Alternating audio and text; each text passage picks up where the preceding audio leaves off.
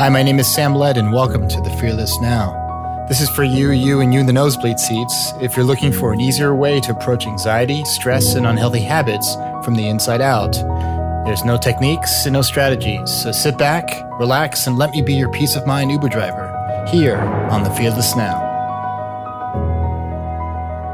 Hello, everybody. My name is Sam Led, and you're listening to the Fearless Now podcast. And you guys make this podcast possible, all of you. And the way you can support this podcast is so easy. All you have to do is buy me a coffee. That's it.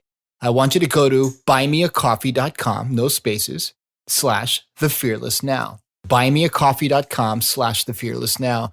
And when you start to contribute, it really will pay off in the end for all the work that is put into this podcast and all the money it takes. Buymeacoffee.com /thefearlessnow, and every dollar counts. Thank you so much, everybody. I got a really special guest on today. She is a clinical psychologist based out of WKRP in Cincinnati, Ohio. Yes. And she's a lovely woman and has an incredible journey that she wants to share. She just wrote a book. I'm knocking on wood here. It's going to be fantastic. It's called Fear Traps. And I have Dr. Nancy Stella. Hi, Sam. Hi there. I feel like I already know you. How are you doing? Yes.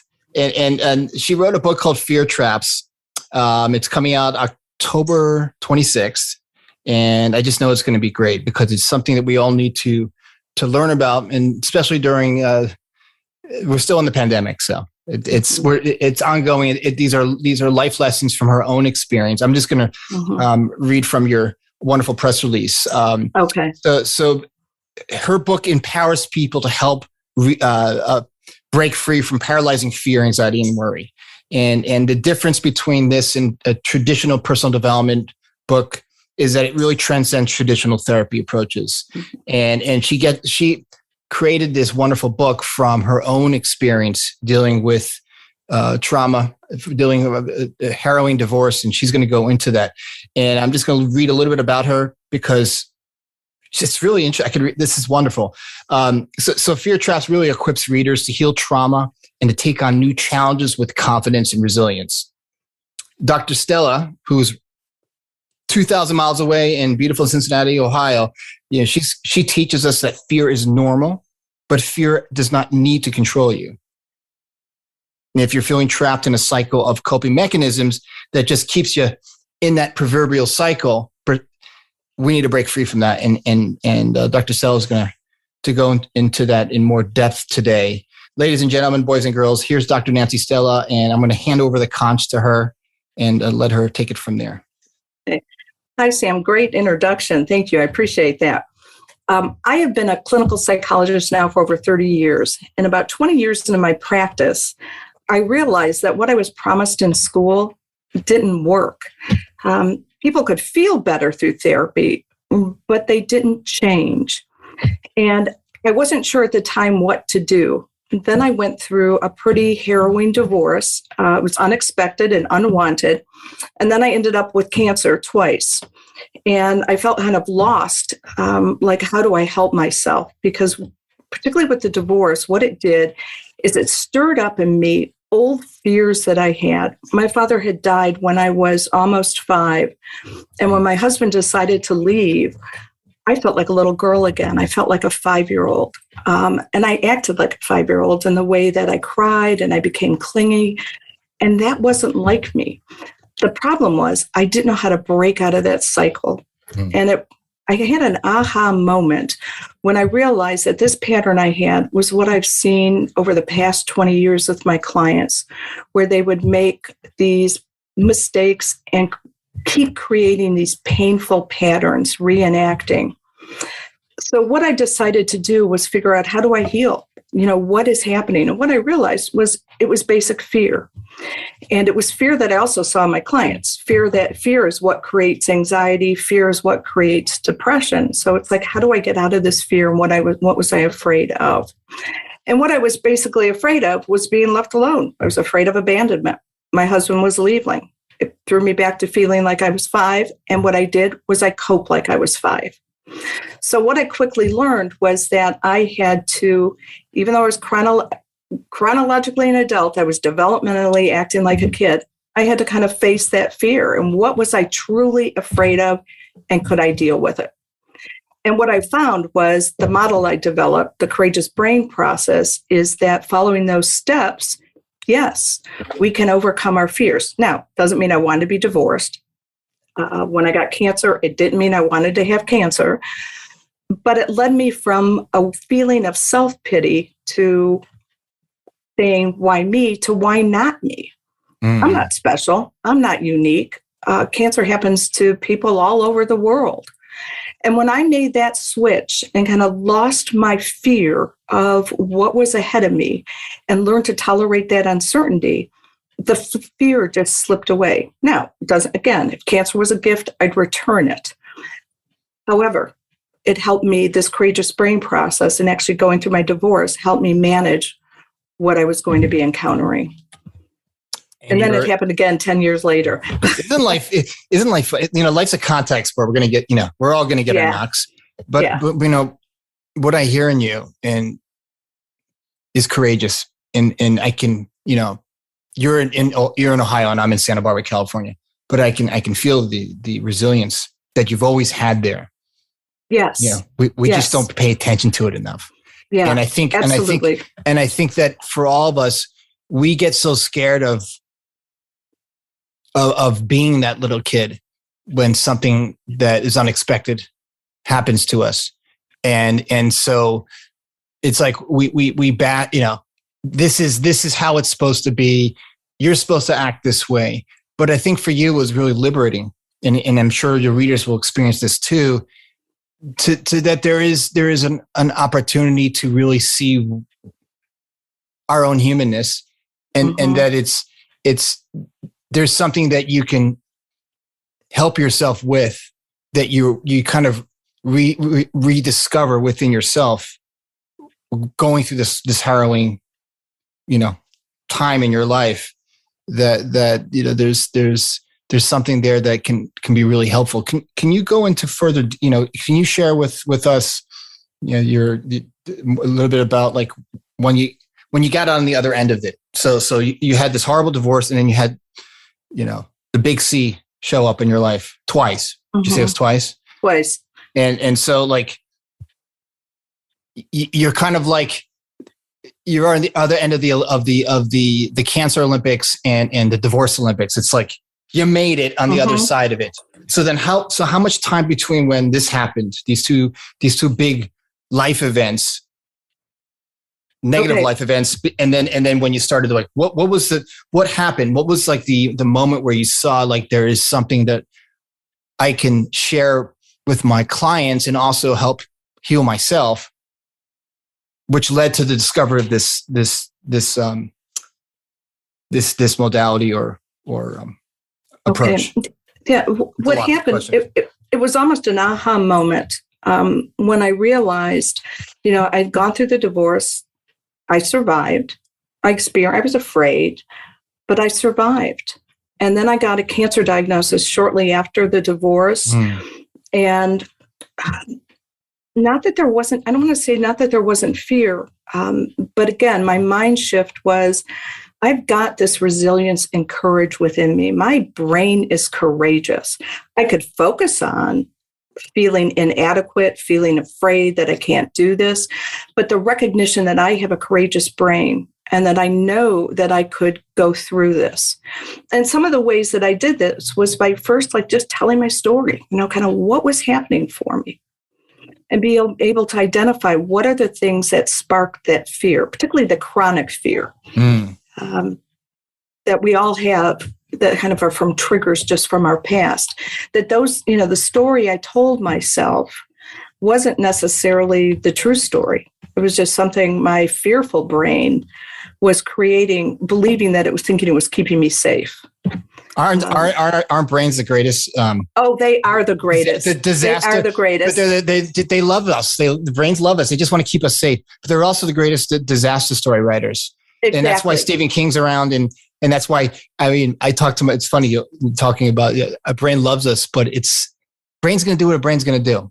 It wants to keep us safe. Yeah, it is. And it's dealing with old equipment, Yeah, and I think you saw that. And it's funny. I was home my mother's in the 70s, and I said, I was just visiting, and she's been watching the same soap opera since 1975. The characters have gotten older. It's a never-ending story. So that's what the brain does. It's weaving material. It's the greatest screenwriter and producer. And I think for you, and why I got so excited for you that you came on this program is that, you're a psychologist, you have all this training, and you're a really smart human being, but you have your frailties like we all do, our foibles, as my grandmother says in her old country accent.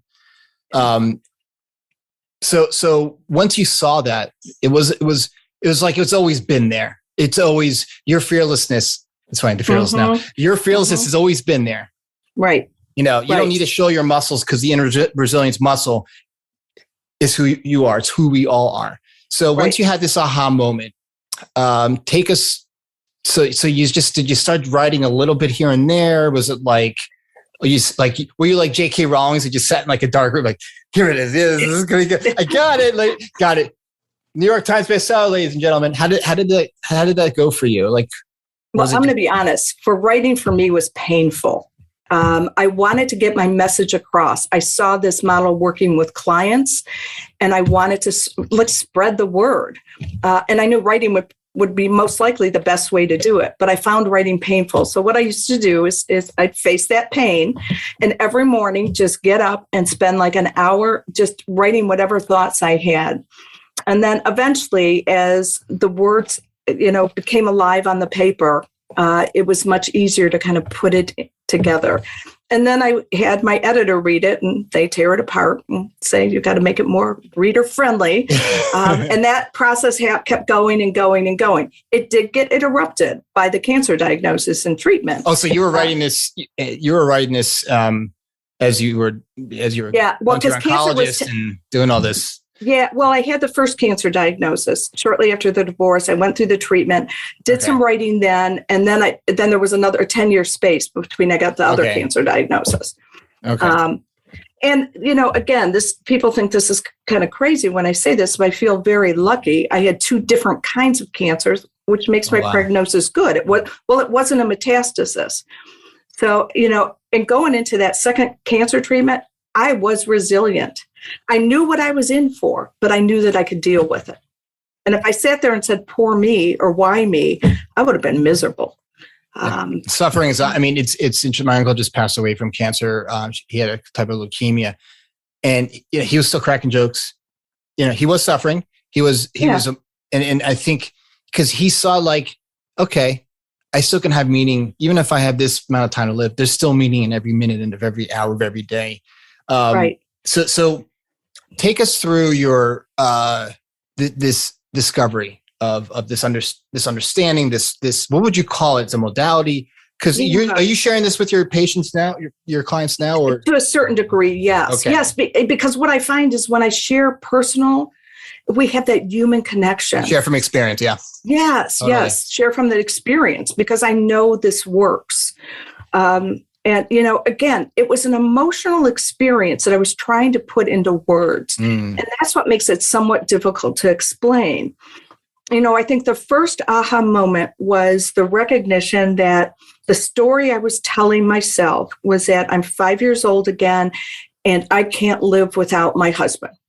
Even though personally, professionally, I was successful. No, I didn't need him, but I told my story I needed him. And so what I had to do was kind of work through, where's that message coming from?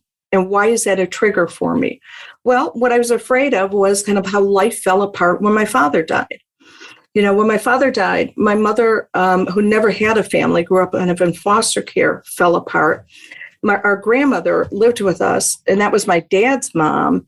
And so she had lost her son, and she was an immigrant, really didn't speak English. And she was the one who was caring for us, my sister and I, my little sister and I. So I became like an anxious, neurotic ball of anxiety. I was afraid to leave home. I was afraid to leave my grandmother. I didn't, and my mother would be gone in, like psychiatric hospitals for months. And so my grandmother was there. what I came to realize is that's how I was acting. I was, at 5 years old, I needed those adults. My sister needed those adults. We couldn't survive without those adults. But in my 40s, I didn't need that same kind of care. And when I realized I was feeling and acting like I was reenacting this trauma, I was doing it to myself. And so what I did was... It was an old story. It was like the old story that was repeating. It was a recording. It was like, and brain it was plus play, can't speak. And so you're back in, when you're a little kid again. I'm 5 again. Yeah. So what I did was I rewrote my story. Like what's real, what's Memorex? It's like, yes, I rewrote. I said, what is real? How do I live my life now? What can I deal with? No, yes, I felt pain. Yes, I felt grief. Yes, I felt anxiety, but I have a resilience. I knew I can deal with it.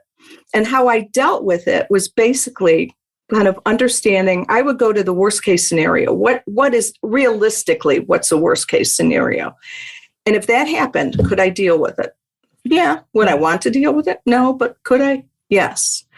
And then with my understanding of the brain, what I found is it's a technique, but it's not a technique to cure anxiety or to cure depression. Is that by doing mindfulness, it gave me better mind control. Because when we're anxious, that anxiety brain is, spitting out the body to trigger adrenaline. We're not seeing things quick. I call it, it's like driving around in the rain with no windshield wipers. It's like we're not seeing, when we're anxious, we're not seeing things clearly. No, it's almost like our brain, our emotional brain becomes we're a little nutty. No, we do. We've gone crazy for a second, and it's kind of like your computer. It's like, if your computer freezes up, you and I are not, if my computer freezes up right now, we wouldn't be having this conversation. Right. It's kind of like the brain just glitches like. Right. So what I came up with was for myself, and I tell my clients this, it's a duct tape rule. Imagine I put duct tape over my mouth for 24 hours. If this is still a big issue in 24 hours, and I haven't calmed down or come to my senses, then I'll do something different and deal with it. But I'm not going to react with that sense of urgency that anxiety triggers you to do at that moment, because you're reacting more out of panic. Right. And the brain thinks it's doing you a favor. But right. Exactly. Not. Exactly. And I love it. I love the, I'm going to steal that from you. I'm going to give you credit when I talk to a client and say, Dr. Nancy Stella, author of this book, you'll get residuals indirectly just because they'll hear your name. And I look at it too. I think it's a system, once we see the system is gone tilt. I mean, it's like, I remember as a little kid with the pinball machines, the tilt. And it happens naturally. Like we think again, and I'm preaching to the choir. We think that an outside stimulus is causing us to feel any way. The brain's been conditioned through conditioning, through whatever happened in the past. It's a sponge, it's a tape recorder. So whatever we feed it, it's kind of like our laptop computer. Our conscious self behind the controls, we got it. But when we let go of it, when we're letting the brain do its thing, we realize that's not us. That's just a whole bunch of thinking, a bunch of nonsense. And we're not our thoughts. And it's so liberating. I found that saw that in myself too.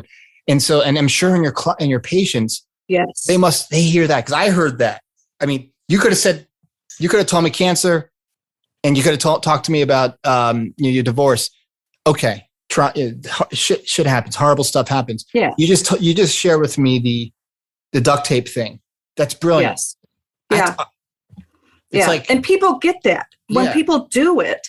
It's like, wow, 24 hours later, this isn't such a big deal. Right. Thinking settles. It's not exactly. It doesn't stay.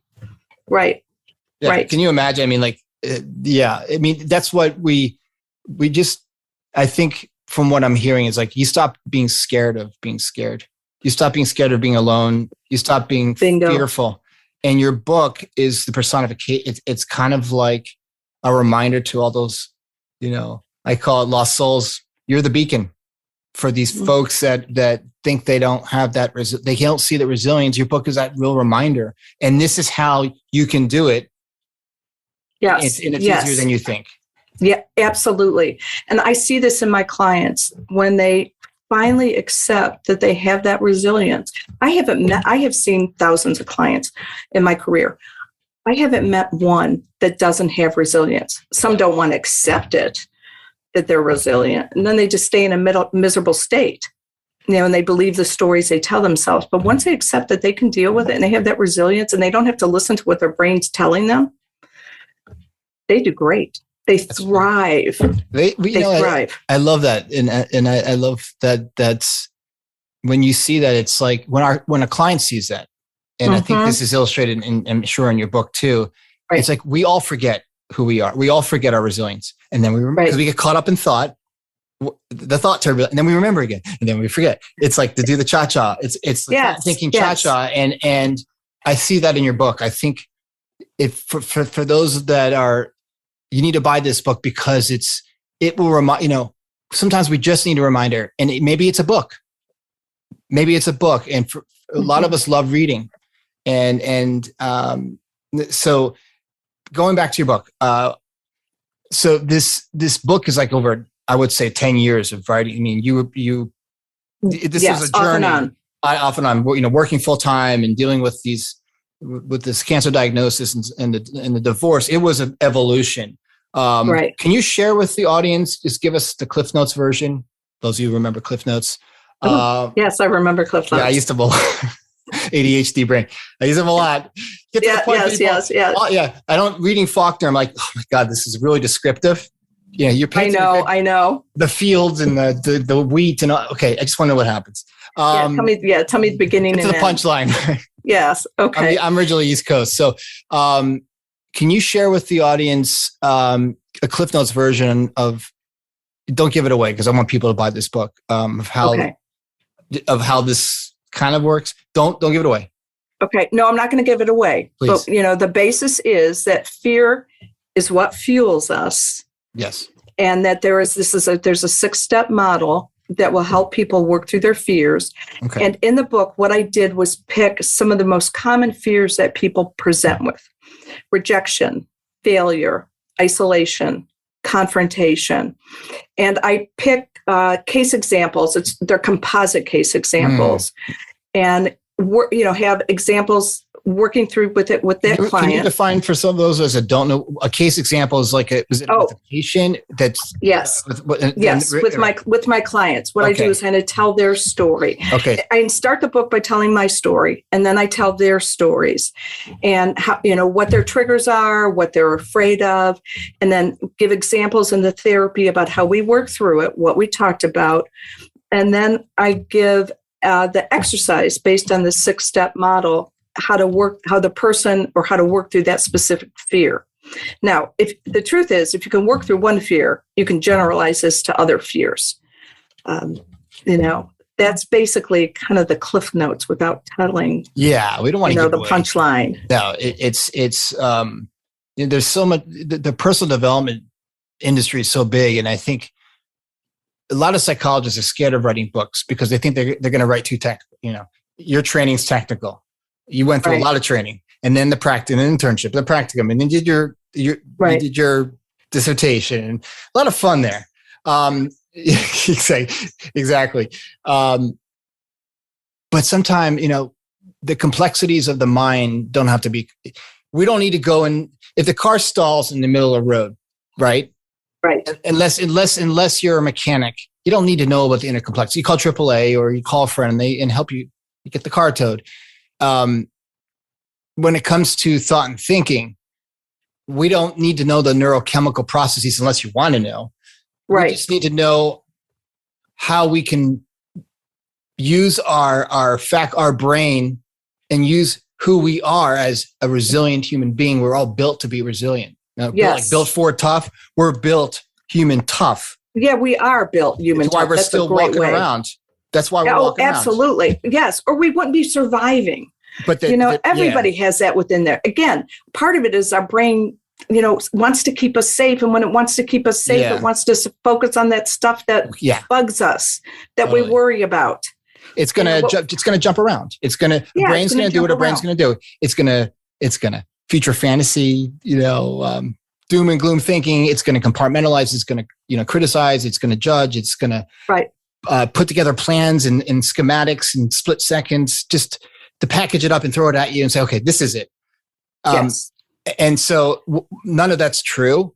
But we see the calm and the space within all that I think you're pointing to in your book, that resilience is not like screaming, and resilience is not like being tough on the outside. Resilience is waking up every day and seeing meaning in your day and putting one foot in front of the other, and seeing beyond the noise. Right. And seeing underneath the noise. And I think that's where you and I, in terms of what I share with my clients, as a coach, I'm not a mental health professional in that respect. And what you share with your clients, it's again, it's the duct tape, Yeah. Be a member of the Duct Tape Council. Exactly.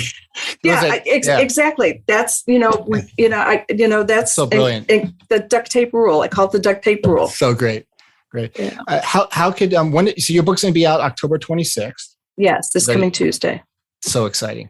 Oh, it is. It is exciting. It is exciting. And part of it is I want to share this message that, you don't need to be in. Oh, thank you. You don't need to be in therapy. Yes, it is on Amazon. Okay. Yes. So that's my next question. And I actually am going to buy it because you sold America. Good. And where can they find the book? And also for folks that are interested in working with you, do you do telehealth? I do telehealth, but because of rules, I only do it for clients in Ohio. Okay. In Ohio. Gotcha. Okay. Yeah. But if they want to learn more, however, I'm going to be offering a webinars starting in November, kind of working with people, doing it not as a psychologist treating patients, but coaching. Right. And I'm going to start some of this so that people can sign up. And this information is on my website, which is nancystella.com. And the book is on Amazon in Kindle and paperback version. I'm I'm old school. I know paperback. Yeah. I mean, I may not look, I'm a Gen Xer. I'm doing paperback.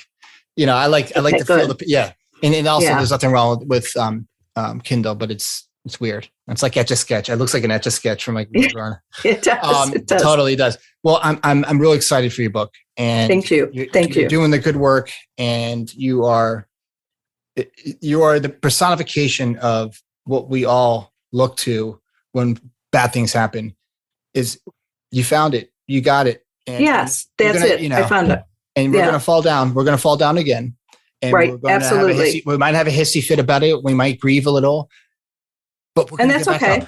Yeah, that's okay. Again, I'm going to go back to the duct tape rule. Just watch what you do for the next 24 hours, so you don't start damaging career, relationships, and other kinds of things. Then I don't want to. I know you have to go, but there's one funny. You ever listen to Click and Clack? Yes. Okay. Yes. The Tappet Brothers. There's the Car Talk on NPR. Yes, Car Talk. So we're going with the duct tape, and then we'll end it on this. Is if they couldn't fix something, they would always use duct tape, because they would put duct tape. It's like, and that's where I got the duct tape council as well for human beings. And what I get from what you're saying is that the duct tape part is just a metaphor for let it settle. Exactly. Let it settle. Exactly. Stop beating yourself up. Let it settle. Right. Well, thank you, Nancy. Thank you very much, Sam. My pleasure. And all right. Good luck to you. It's going to be great. Thank you.